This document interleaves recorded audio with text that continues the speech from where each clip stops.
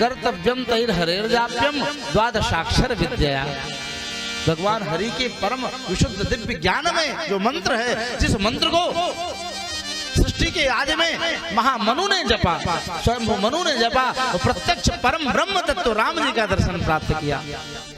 कालांतर में उसी दिव्य मंत्र को देवर्षि नारद की कृपा से 5 वर्ष के बालक ध्रुव ने मधुपुरी में जपा और प्रत्यक्ष नारायण का दर्शन प्राप्त किया।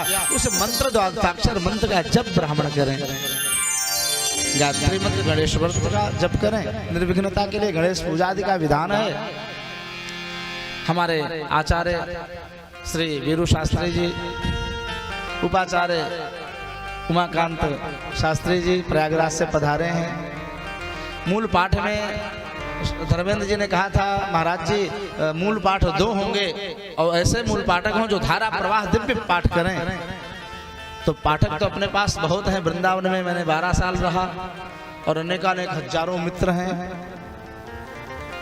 लेकिन बड़े ही उत्तम वक्ता भागवत पाठ के में जो बड़े प्रवीण हैं, श्रीनाथ धाम में जिन लोगों ने अपना जीवन आनंद बिताया लिया, ऐसे अयोध्या शास्त्री जी और नेपाल के एक मूर्ति हैं, बड़ी ही तेजोमयी मूर्ति हैं, बड़े ही तपस्वी मूर्ति हैं, जिनका नाम है श्रीधर शास्त्री जी। वे लोग मूल पाठ में अंदर विराजमान हैं और दिव्य मूल पाठ के द्वारा अपना दिव्य आनंद प्रदान कर रहे हैं। संगीतज्ञ कलाकारों में हमारे गोविंद शास्त्री जी गोकुल से पधारे हैं। कानपुर से दीपू जी पैड पर, हरभजन जी और राम जी सागर से पधारे हैं। तो यहाँ जो सत्संग की दिव्य मंदाकिनी प्रकट हुई है, कई जगहों से हरहराती हुई आई है तिवारी दरबार में और यहाँ पर आनंद प्रदान कर रही सज्जनों। किस प्रकार से भागवत में रस की वृद्धि के लिए संगीतज्ञ कलाकारों का भी वर्ण करना चाहिए। जो संगीत उपवेद है, सामवेद का उपवेद संगीत है सज्जनों। और संगीत में ऐसा सुंदर गुण होता है दिलीप जी कि जो विषधर होता है, सांप नाग होता है, जिसको देखते ही आदमी डरने लगते हैं, परम क्रोधी परम विषैला नाग सांप भी संगीत की धुन को, बीन को सुन करके मतवाला होकर के डांस करने लगता, नाचने लगता है, फन को लेकर के उठा करके। तो जिस संगीत को सुन करके फणीधर महीधर विषधर सांप भी मस्ती में छा जाता है, ऐसे संगीत का आनंद लेकर के कितना भी कुटिल से कुटिल जीव क्यों ना हो, वो भी आनंद को प्राप्त करता है। इस प्रकार से सज्जनों आचार्यों ने बड़ा परम सुंदर गणेश वेदी, सर्तोभद्र मंडल, वास्तु मंडल, क्षेत्रपाल, नवग्रह आदि मंडल के सब पूजा विधान करवाए हैं। और सबसे बड़ी विशेषता ये कि शोभा यात्रा तो समय से प्रारंभ हुई, लेकिन गर्मी का प्रचंड समय है। नीचे से तपतपाती भूमि, ऊपर से बड़ी तेजी से धूप। आप लोगों ने सुबह कितना मनोचित्त से तन मन को के द्वारा कितना सुंदर शिव जी का मंदिर लगभग यहाँ से कितना दूर होगा दिनेश जी? हाँ, 2 से तो कम है ही नहीं। तो नंगे पांव आप लोगों ने सुंदर शोभा यात्रा की, शोभा यात्रा में आनंद लिया। श्रोता वक्ता के कुछ नियम हैं। ब्रह्मचर्य मयधा सुपति पत्रावल्यां भोजनम, ब्रह्मचर्य से रहें।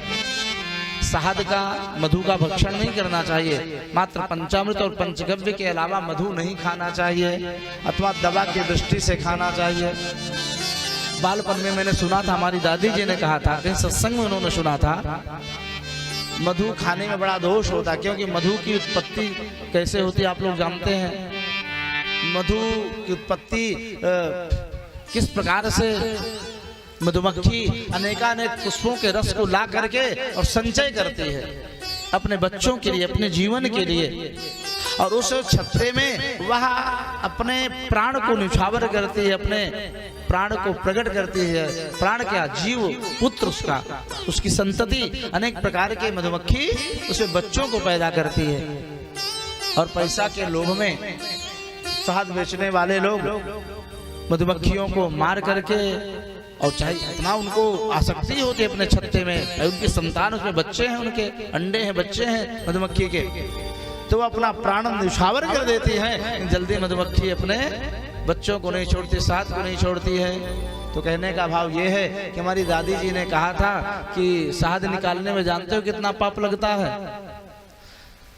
किसी महात्मा ने सत्संग में सुनाया था, तो उन्होंने कहा था, दादी जी ने बताया कि जिस प्रकार से एक गांव में आग लगा दो और पूरे गांव के लोग जल करके भस्म हो जाएं, मर जाएं, उस महापाप को जो व्यक्ति करता है उतना बड़ा महापाप होता है मधु को निकालने वाले।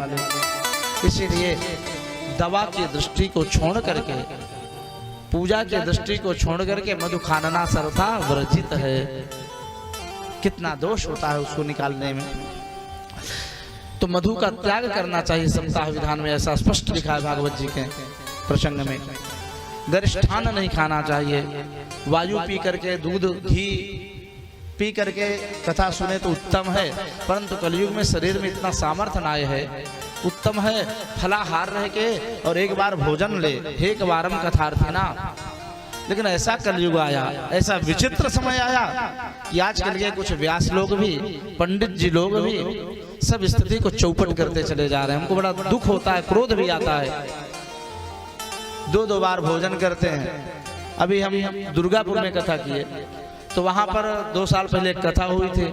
तो हम लोगों का नियम है कि मध्याह्न में फलाहार, रात में एक बार भोजन, नियम जो है भागवत जी का।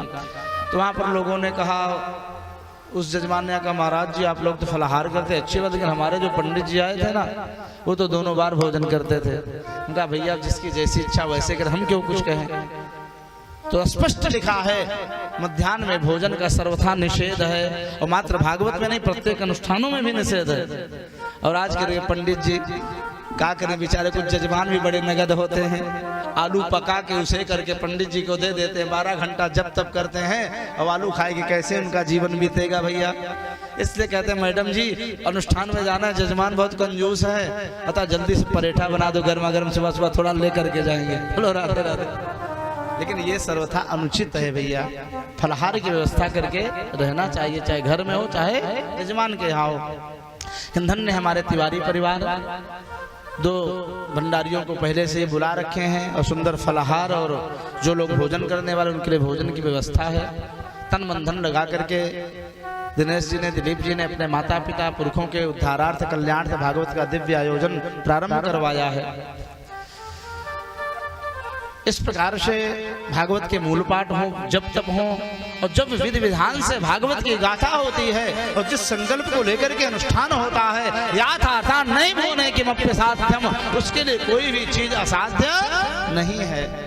जिस भागवत के द्वारा भगवान मिल जाते हैं, उसके द्वारा लौकिक कोई कामना न पूर्ण हो, ये कैसे हो सकता है सज्जनों।